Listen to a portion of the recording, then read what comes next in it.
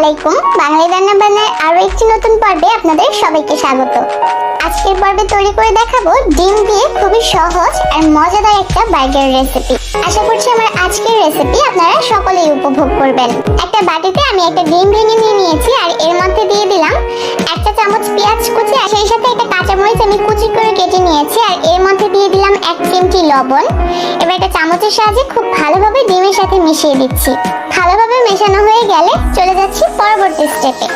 তার জন্য চুলা একটা হাঁড়ি বসিয়ে এর মধ্যে দিয়ে দিলাম 1 চামচ রান্নার রেগুলার তেল। আর তেলটা গরম হয়ে এলে এর মধ্যে আগে থেকে ফেটিয়ে রাখা ডিমটা দিয়ে দিতে হবে। এবার চুলার আঁচ মিডিয়াম হাই হিটে রেখে ডিমটাকে ভেজে নিতে হবে। 1 মিনিটের মতো একটা সাইড ভেজে নিয়ে আমি ডিমটাকে উল্টে দিচ্ছি। চুলার আঁচ খুব বেশি বাড়িয়ে তারপর ডিমটাকে ভাজা যাবে না, এতে করে কিন্তু ডিমটা পুড়ে যেতে পারে। এবার ডিমটাকে আমি একটা ভাঁজ দিয়ে নিচ্ছি, তারপর এটাকে মাঝ বরাবর দিয়ে টুকরা করে নিচ্ছি। এবার এই ডিমগুলোকে চুলা থেকে নামিয়ে নিচ্ছি। যেহেতু আজকের বার্গার তৈরি করার ক্ষেত্রে আমি কোনো প্রকার চিজ বা মেয়োনেজ ব্যবহার করব না, তাই এগুলোর সাবস্টিটিউট হিসেবে আমি ব্যবহার করব হোয়াইট সস। এবার প্রথমে একটা পাউরুটির স্লাইস নিয়ে এর উপর আমি সামান্য পরিমাণ টমেটো সস দিয়ে দিচ্ছি। আপনারা আপনাদের পছন্দ অনুযায়ী কম বা বেশি করে টমেটো সসটা দিয়ে দিবেন। এবার টমেটো সসটা চামচের সাহায্যে ছড়িয়ে দেওয়া হয়ে গেলে উপরে দিয়ে দিলাম হোয়াইট সস।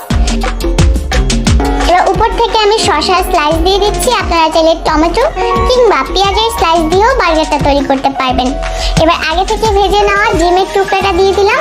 তারপর উপর থেকে আরো সামান্য পরিমাণ হোয়াইট সস আর সেই সাথে টমেটো সস দিয়ে বার্গারের উপরের অংশটা দিয়ে দিলাম। ব্যাস, তৈরি হয়ে গেল দারুণ মজার ডিম বার্গার। আশা করছি আজকের এই সহজ রেসিপি আপনাদের কাছে ভালো লেগেছে। ভালো লাগলে প্লিজ আমার চ্যানেলটাকে সাবস্ক্রাইব করে পাশে থাকা বেল আইকনটা ক্লিক করে আমার সাথেই থাকবেন। আজকে এখানেই বিদায় নিব। ভালো থাকবেন সবাই। আল্লাহ হাফেজ।